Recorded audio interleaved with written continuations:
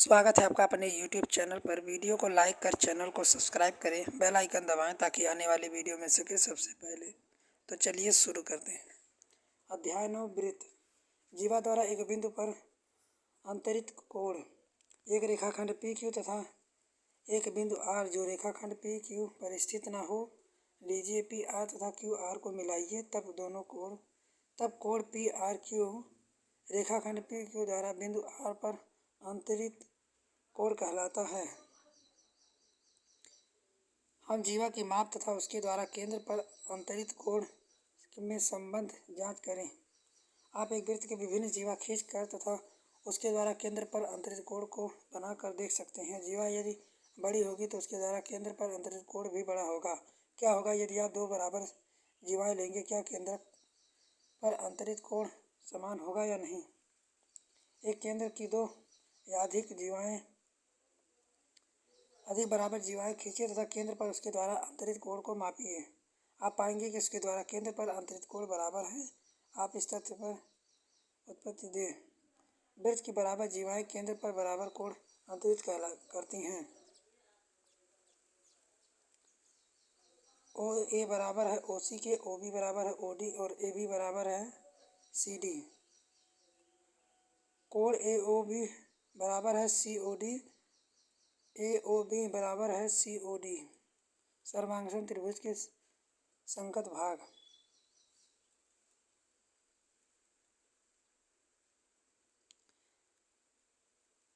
दो वृत्तखंड ABC और PQR प्राप्त करेंगे।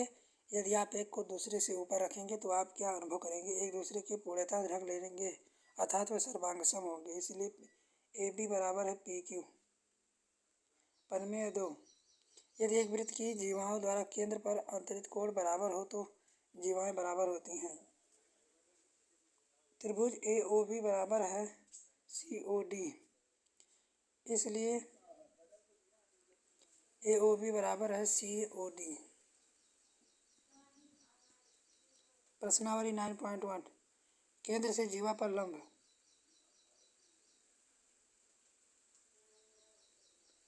एक अक्ष कागज पर एक वृत्त खींचे, माना कि O केंद्र है। एक जीवा AB खींचे, कागज को O से जाने वाली एक रेखाखंड के अनुदिश इस प्रकार मोड़िए कि जीवा का एक भाग दूसरे भाग पर पड़े। मान लीजिए मोड़ का निशान AB को M पर काटता है, तब OMA बराबर होगा OMB 90 डिग्री। OM AB पर लंब है। MA बराबर है MB। एक वृत्त के केंद्र से एक जीवा डाला गया लंब जीवा को समद्विभाजित करता है। एक वृत्त के केंद्र से एक जीवा के समद्विभाजित करने के लिए खींची गई रेखा जीवा पर लंब होती है। AO बराबर है OB, AM बराबर है BM, OM बराबर है OM।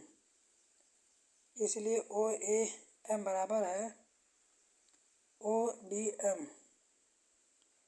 OMA बराबर है OMB 90 डिग्री। क्यों? समान जीवाएं और उसके केंद्रक से दूरियां। मान लीजिए AB एक रेखा है और P कोई बिंदु है। क्योंकि एक रेखा पर असंख्य बिंदु होते हैं, इसलिए यदि आप इन सभी को P से मिलाएंगे तो आपको असंख्य रेखाखंड PL1, L2, PM, L3, PL4 आज मिलेंगे। इसमें से कौन सी बिंदु P से AB की दूरी है? आप सोचकर इसका उत्तर प्राप्त कर सकते हैं। P से AB की दूरी के रूप में परिभाषित करते हैं PM को। एक वृत्त में असंख्य जीवाएं होती हैं। आप एक वृत्त में जीवाएं खींचकर जांच कर सकते हैं कि लंबी जीवा छोटी जीवा तुलना में केंद्र से निकट होती हैं। इसकी आप विभिन्न लंबाइयों की कई जीवा खींचकर उसके केंद्र से दूरियां माप कर जांच कर सकते हैं। व्यास में जो वृत्त सबसे बड़ी जीवा है, केंद्रक से क्या दूरी है? क्योंकि केंद्रक इस पर स्थित है, अतः इसकी दूरी 0 है। पर में एक वृत्त की बराबर जीवाएं केंद्र से समान दूरी पर होती हैं। एक वृत्त के केंद्र से समदूरस्थ जीवाएं लंबाई में समान होती हैं। अब हम उपयुक्त परिणामों पर आधारित एक उदाहरण लेंगे। 9.2 एक वृत्त के चाप द्वारा अंतरित कोण। आपने देखा है कि एक जीवा के अंत बिंदु वृत्त को दो चापों में एक विभाजित करते हैं। यदि आप बराबर जीवाएं लें तो आप उन चापों के मापों के बारे में क्या कह सकते हैं? क्या एक जीवा द्वारा बना चाप दूसरी जीवा के द्वारा बने चाप के बराबर है? वास्तव में ये बराबर लंबाई से भी कुछ अधिक हैं। यह इस अर्थ में है कि यदि एक चाप को दूसरे चाप के ऊपर रखा जाए तो बिना ढके या मोड़े एक दूसरे को पूर्णतः ढक लेंगे। चाप द्वारा केंद्र पर अंतरित कोण के संगत जीवा द्वारा केंद्र पर अंतरित कोण से इस अर्थ से परिभाषित किया जा सकता है कि लघु चाप कोण के अंतरित कोण अंतरित करता है, दीर्घ चाप संगत प्रतिवर्ती कोण अंतरित करता है। अतः 9.14 लघु चाप पी क्यू द्वारा ओ पर अंतरित कोण पी ओ क्यू तथा दीर्घ चाप पी क्यू द्वारा ओ पर अंतरित संगत प्रवृत्ति कोण पी ओ क्यू है। एक चाप द्वारा केंद्र पर अंतरित कोण वृत्त के शेष भाग के किसी बिंदु पर अंतरित कोण का दोगुना होता है। एक वृत्त का चाप पी क्यू दिया है, केंद्र ओ पर त्रिभुज पी ओ क्यू तथा वृत्त के शेष भाग के एक बिंदु ए त्रिभुज पी ए क्यू अंतरित करता है। हमें सिद्ध करना है कि कोण पी ओ क्यू बराबर 2 कोण पी ए क्यू।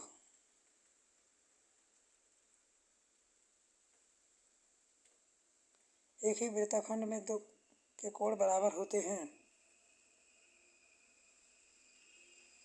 यदि दो बिंदुओं को मिलाने वाले रेखाखंड उसको अंतर्विष्ट करने वाली रेखा एक ही ओर स्थित हो तो अन्य दो बिंदुओं पर समान कोण अंतरित करें तो चारों बिंदु एक वृत्त में स्थित होंगे। चक्रीय चतुर्भुज। एक चतुर्भुज एबीसीडी चक्रीय चतुर्भुज है यदि इसके चारों ओर एक वृत्त पर स्थित होते हैं। इन चतुर्भुजों पर आप एक विशेष गुण पाएंगे। अलग अलग भुजाओं वाले कई भाग चक्रीय भुजाएं खींचिए और प्रत्येक का नाप एबीसीडी रखिए। समूह कोणों को मापिए। आप अपने परीक्षण में आगे दी गई सारणी में लिखिए। चक्रीय चतुर्भुज के समूह कोणों के प्रत्येक युग्म का योग 180 होता है। वास्तव में इस प्रमेय का विलोम, जिसका कथन निम्न प्रकार से भी सत्य है। यदि किसी चतुर्भुज के समूह कोणों के एक युग्म का योग 180 हो तो चतुर्भुज चक्रीय होता है।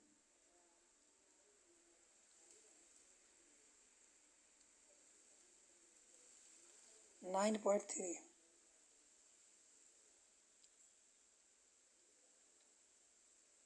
सारांश।